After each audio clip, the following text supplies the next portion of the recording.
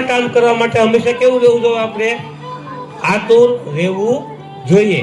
એવું હનુમાન દાદા આજે આપણે હનુમાન જયંતિ દિવસે શીખવે છે. તો એ પણ આપણે શું કરવાનું છે? ધ્યાનમાં રાખવાનું છે.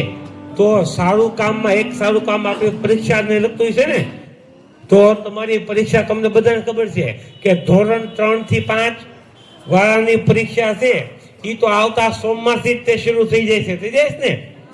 હવે આપણે બાલવાટિકા અને પેલા બીજા એની પરીક્ષા એ ગોઠવવાની છે. અને 6 થી 3 થી 5 વાળાની પરીક્ષા પૂરી થાય એટલે 6 થી 8 વાળાની પરીક્ષા પણ તરત જ તે પાછળથી શરૂ થાય છે. તો આ તમામ પરીક્ષાઓ જે છે, આ પરીક્ષામાં તમે બધા વ્યવસ્થિત મહેનત કરો. શું કરો? વ્યવસ્થિત મહેનત કરો અને પાસ થાવ. ત્રીજું, હમણાં 2-3 દિવસ અમારે બહારગામ જવાનું હતું, નહોતો, તો આપણે આજે પીએમશ્રી શાળા છે ને આપણી, એમ જે અન્ય રાજ્યમાં બીજી કોઈ પીએમશ્રી શાળાઓ હોય એની મુલાકાતે ગયા હતા. એવા એક આ મહારાષ્ટ્રમાં લોનાવાલા ગામ છે, ત્યાં એક પીએમશ્રી સ્કૂલ છે. એનું નામ છે INS શિવાજી પીએમશ્રી INS શિવાજી કેવી સ્કૂલ. બસ હવે ભાઈ અહીંયા ધ્યાન. INS શિવાજી કેવી સ્કૂલ એ આખી નૌકાદળ, આપણું જે ભારતના 3 સૈનિકો સેના છે ને, વાયુદળ, નૌકાદળ અને જમીની દળ, એમાં નૌકાદળ જે છે ને એ નૌકાદળના ઓફિસરોનું આખું કમાન્ડિંગ સેન્ટર છે. અને એના જે વિદ્યાર્થીઓ હોય, એ જે સૈનિકો હોય, એના છોકરાઓ હોય, એને ભણાવવા માટેની ઈ સ્કૂલ છે ને પીએમસી સ્કૂલ છે. એની મુલાકાતે અમે ગયા હતા. ત્યાં ખૂબ જ સ્ટ્રિક્ટ એટલે કડક પહેરો હતો. ગમે એને અંદર ન જવા દે. એ દિવસે રવિવાર હતો એટલે થોડીક મુલાકાતમાં અમને તકલીફ પડી, પણ એના ઉપર આપણે જે સર્ચ કર્યું ઓનલાઈનમાં, એમાં એના આધારે આપણને માહિતી મળી કે ભાઈ ઈ સ્કૂલમાં દરેક વિદ્યાર્થીઓ છે એ સેલ્ફ ડિસિપ્લિન એટલે કે સ્વયં શિસ્તથી રહે છે. એટલે કે સ્કૂલના બોર્ડ ઉપર નિયમ લખી નાખે. કોઈ નવો નિયમ બનાવવાનો હોય તો દાખલા તરીકે બોર્ડ છે અહીંયા, તો બોર્ડ ઉપર લખી નાખીએ આપણે કે ભાઈ આજથી આપણે સ્કૂલમાં પ્લાસ્ટિકનું કોઈ પણ નાસ્તો પ્લાસ્ટિકના રેપિંગ વાળો લાવવાનો નથી. પછી વિદ્યાર્થીને સૂચના નહીં દેવાની. કોઈ વિદ્યાર્થી સ્કૂલમાં આવે એટલે એન્ટ્રી થતા તે બોર્ડ હોય એને વાંચી લે કે આ આપણે પ્લાસ્ટિકના નાસ્તા ઉપર પ્રતિબંધ છે. એટલે પછી એ બીજા દિવસથી પોતે સ્વયં રીતે તે પ્લાસ્ટિકની કોઈ પણ વસ્તુ લાવવાનું બંધ કરી દે. દાખલા તરીકે કોઈ સૂચના એવી હોય કે એક પરીક્ષા લેવાની હોય કે ભાઈ આવતા શનિવારે ISO ઇન્ડિયન સાયન્સ ઓલિમ્પિયાડની પરીક્ષા છે અને એમાં જેને ભાગ લેવો હોય એને XYZ ટીચર એને નામ પોતાનું નોંધાવી દેવું.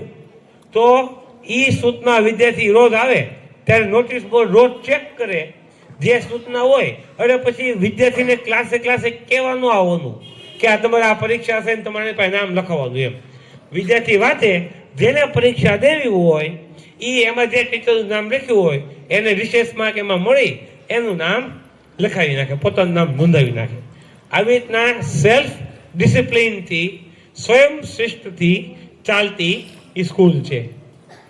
બરોબર? આ નામ હતું સ્કૂલનું પીએમશ્રી INS શિવાજી. INS શિવાજી છે એ આપણી નૌકાદળ છે ને એનું એક યુદ્ધ જહાજ છે. શું છે? યુદ્ધ જહાજ INS શિવાજી. અને એના ઉપરથી તે સ્કૂલનું નામ INS એટલે ઇન્ડિયન નેવલ સર્વિસ. INS નું ફૂલ ફોર્મ શું થાય? Indian naval service.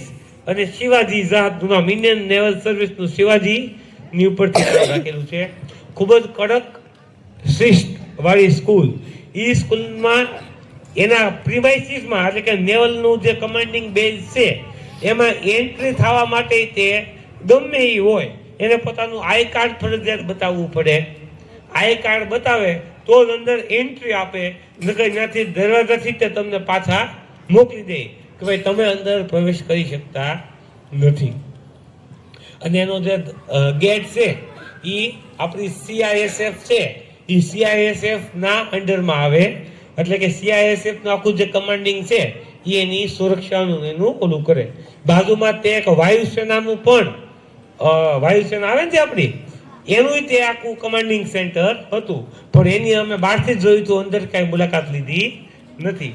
પછી એવી રીતના બીજું એક ગામ હતું દમણ, ના ગયા હતા. ક્યાં ગયા હતા? દમણ. તો દમણમાંથી એક વસ્તુ શીખવા જેવી કે ત્યાંની ચોખ્ખાઈ, ગામની સ્વચ્છતા ખૂબ જ સરસ. તમે બીચ ઉપર કે રોડ ઉપર ગમે ત્યાં ચાલો, તમને ક્યાંય કચરો જોવા મળે નહીં. કોઈ પણ વ્યક્તિ હાલતા ચાલતા આમ હાલતા જઈને કોથળી છે રસ્તામાં ફગાવતા જાય એમ નહીં.